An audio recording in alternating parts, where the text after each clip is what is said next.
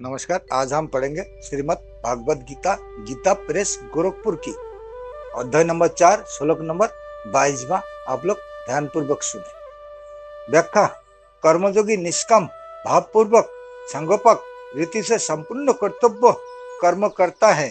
फल प्राप्ति का उद्देश्य न रखकर कर्म करने पर फल के रूप में उसे अनुकूलता या प्रतिकूलता, लाभ या हानि, मान या अपमान, स्तुति या निंदा आदि जो कुछ मिलता है उससे उसके अंतःकरण में कोई असंतोष पैदा नहीं होता।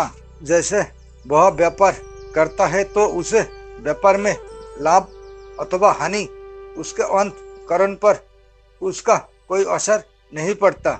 वह हरेक परिस्थिति में समान रूप से संतुष्ट रहता है क्योंकि उसके मन में फल की इच्छा नहीं होती। तात्पर्य यह है कि व्यापार में उसे लाभ हानि का ज्ञान तो होता है तथा वह उसके अनुसार यथोचित चेष्टा भी करता है।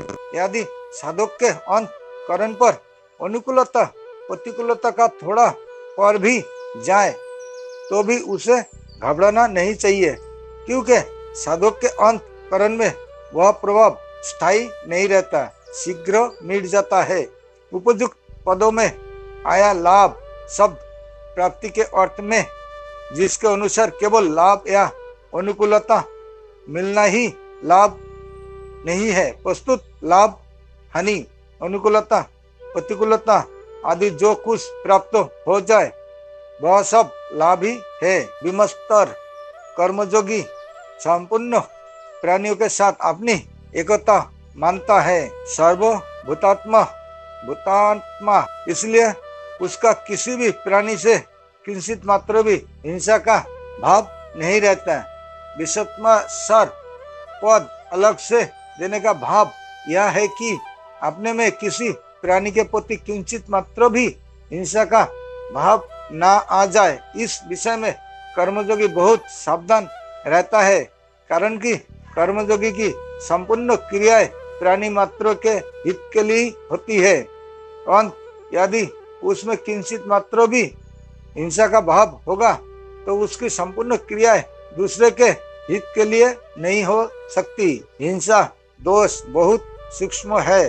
दो दुकानदार है और आपस में मित्रता रखते हैं, उसमें एक की दुकान दूसरे की अपेक्षा ज्यादा चल जाए तो दूसरे में थोड़ी हिंसा पैदा हो जाएगी कि उसकी दुकान ज्यादा चल गई, मेरी कम चली। इस प्रकार हिंसा दोष के कारण मित्रों से भी मित्रों की उन्नति नहीं सह जाती। जहाँ आपस में प्रेम है, एकता है, मित्रता है, वह भी हिंसा दोष आ जाता है। फिर जहाँ बैर भिन्नता आदि हो वह का तो कहना ही क्या है। इसलिए साधक को इस दोष से बचने के लिए विशेष सावधान रहना चाहिए।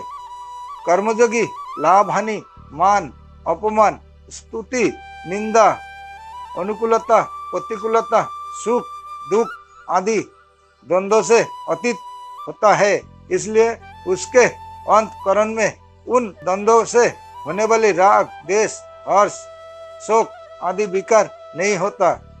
द्वंद्व अनेक प्रकार के होते हैं, जैसे भगवान का सगुण साकार रूप ठीक है या निगुण निराकार रूप ठीक है, अद्वैत सिद्धांत ठीक है, द्वैत सिद्धांत ठीक है, भगवान में मन लगा या नहीं लगा, एकांत मिला या नहीं मिला, शांति मिली या नहीं मिली, सिद्धि मिली या नहीं मिली इत्यादि। इन सब द्वंद्वों के साथ संबंध न होने से साधक निर्द्वंद्व होता है। जैसे तराजू किसी भी तरह झुक जाए तो वह बराबर नहीं कहलाता, ऐसे ही साधक के अंतःकरण में किसी भी तरफ झुकाव हो जाए तो वह द्वंद्वतीय नहीं कहलाता। कर्मयोगी सब प्रकार के द्वंद्वों से अतीत होता है, इसलिए वह सुख पूर्वक संसार बंधन से मुक्त हो जाता है। गीता 5वें अध्याय का 3रा श्लोक। किसी भी कर्तव्य कर्म का निर्विघ्न रूप से पूरा हो जाना सिद्धि है और किसी प्रकार के विघ्न बाधा के कारण उसका पूरा ना होना असिद्धि है। कर्मों का फल मिल जाना सिद्धि है और ना मिलना असिद्धि है। सिद्धि और असिद्धि में राग, द्वेष, हर्ष, शोक आदि विकारों का ना होना ही सिद्धि असिद्धि में सम रहना है। दूसरे अध्याय के 48वां श्लोक में भी यही भाव आया है। अपना कुछ भी नहीं है, अपने लिए कुछ भी नहीं चाहिए और अपने लिए कुछ भी नहीं करना है। ये तीनों बातें ठीक ठीक अनुभव में आ जाए तो भी सिद्धि और असिद्धि में उन्नत समता आएगी। यह चित्त अपि पदों का तात्पर्य है कि कर्मयोगी कर्म करते हुए भी नहीं बचता, फिर कर्म ना करते हुए बचने का प्रश्न ही पैदा नहीं होता। वह दोनों अवस्थाओं में मिलित रहता है। जैसे शरीर निर्वाह मात्रों के लिए कर्म करने वाला कर्मयोगी कर्म से नहीं बचता, वैसे ही शास्त्र विहित संपूर्ण कर्म को करने वाला कर्मयोगी भी कर्म से नहीं बचता।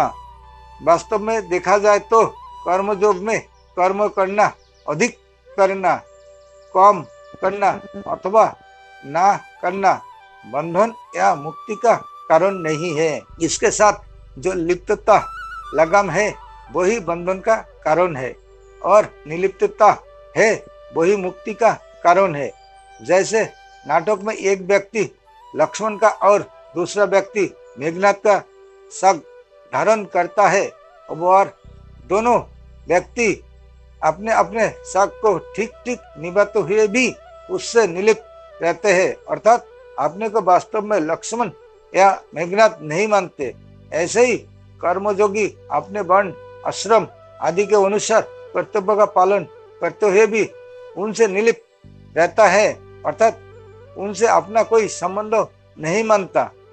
उसका संबंध नित्य निरंतर रहने वाला स्वरूप के साथ रहता है, प्रतिक्षण परिवर्तनशील प्रकृति के साथ नहीं। इसलिए उसकी स्थिति स्वाभाविक ही समता में रहती है। समता में स्थिति रहने से वह कर्म करते हुए भी उनसे नहीं बचता। यदि विशेष विचार पूर्वक देखा जाए तो समता सत सिद्ध है। यह प्रत्येक मनुष्य का अनुभव है कि अनुकूल परिस्थितियों में हम जो रहते हैं, प्रतिकूल परिस्थिति आने पर भी हम वही रहते हैं।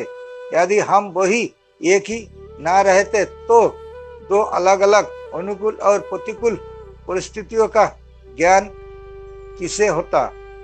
इससे सिद्ध हुआ कि परिवर्तन परिस्थिति में होता है, अपने स्वरूप में नहीं। इसलिए परिस्थितियों के बदले पर भी स्वरूप से हम समो यू के यू ही रहते हैं। भूल यह होती है कि हम परिस्थितियों की ओर तो देखते हैं पर स्वरूप की ओर नहीं देखते। अपने समो स्वरूप की ओर ना देखने के कारण ही हम आने जाने वाली परिस्थितियों से मिलकर सुखी दुखी होते हैं। नमस्कार, आज के लिए यहाँ तक।